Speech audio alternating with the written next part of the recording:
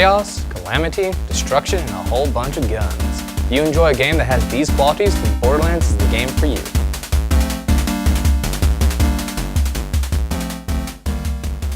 Hello, my name is Matthew, and today I'll be doing a review on the game Borderlands.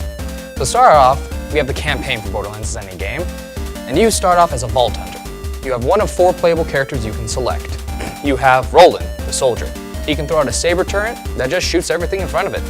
You have Lilith, the siren, who can phase walk and become intangible and can't do anything. You have Mordecai, the hunter, who throws his partner in crime Bloodwing at people that claws at them. Adorable. Lastly, you have Brick, my favorite ability because of how comic it is, the Berserker, and you punch things. That is what you do. You just punch them. It's hilarious.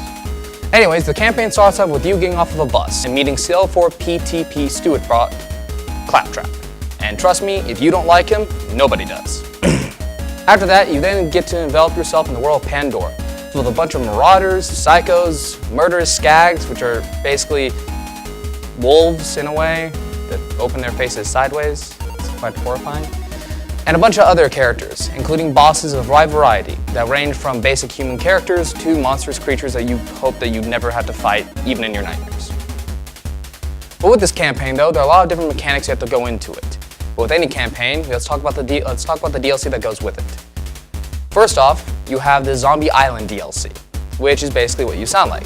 You shoot and kill zombies, preferably in the head. The second DLC is the Mad Moxie DLC, which is an Underdome, which is an arena. You go around and basically fight wave after wave, round after round, getting new weapons, new loot, new powers, everything. The third DLC is the General Knox DLC, which you fight Atlas Corporation, which is the main antagonist for the Borderlands campaign. The final one is the Claptrap DLC, which is a bunch of Claptrap units that you get to shoot and kill. All that pent-up rage that you have for him, this is the moment that you do it. Next, we have the gameplay. So the gameplay in itself is quite nice. What I enjoy is the music of it. Granted, the music itself is a little wonky from time to time, but it does keep you in battle. The second thing is the weapon system. Borderlands was the first game to ever introduce a weapon system of such a variety. It is a multi-weapon generation system. Now typically when you have a weapon, you have pistols, shotguns, assault rifles, stuff like that. With this one, you have all those manufacturers and also weapon parts. It's a wide variety of weapons, and when it literally says there are billions of guns, it literally means there are billions of guns. The final thing is the visual look of it. Borderlands has a unique visual look system. It's a comic book style. Rather than realistic like what you'd see in a Call of Duty game or a Grand Theft Auto game, what you'd see is more of a comic book character where you're fighting as a superhero in some variety. Granted, you're a superhero that goes around and just either punches things or shoots things. In any case, it's hilarious. But with any game, there are issues that we have to get into Borderlands, which kind of demeanors it quite a bit. Granted though, this is an old game, so just bear with me. The first issue is gameplay. It's more fun with more players. Borderlands is set up for you can have 4 people playing at the game at the same time. That includes you and 3 other players. The reason why is because the gameplay is not that much fun if you do it solo. Enemies don't drop loot that you want them to, and the combat system can get pretty repetitive. Also, without having more players, this whole fun interaction between person to person doesn't really happen. Next is there's no designated drops for legendary weapons.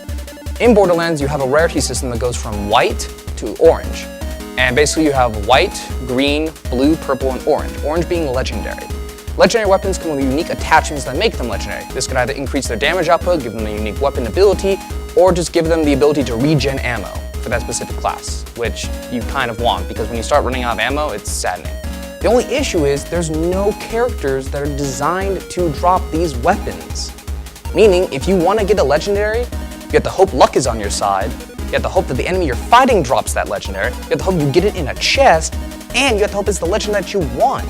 Since there's no designated drops, you can get the same legendary 6 times. But the final thing though that I actually really don't like is the difficulty scaling is off. First off, the enemy system is 2 levels below you, you're fighting an enemy that's at your level basically. If an enemy is at the same level as you, you're fighting someone who's 2 levels higher than you. And if you're fighting someone who's 2 levels higher than you might as well go fight a boss. Seriously. Not only this though, but even if the enemy's higher than you, it doesn't mean they'll drop a really good weapon. And if they do drop a weapon, you can't use it until you get to that level.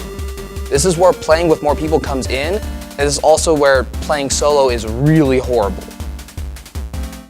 With that aside. But anyways, it's still a fun game.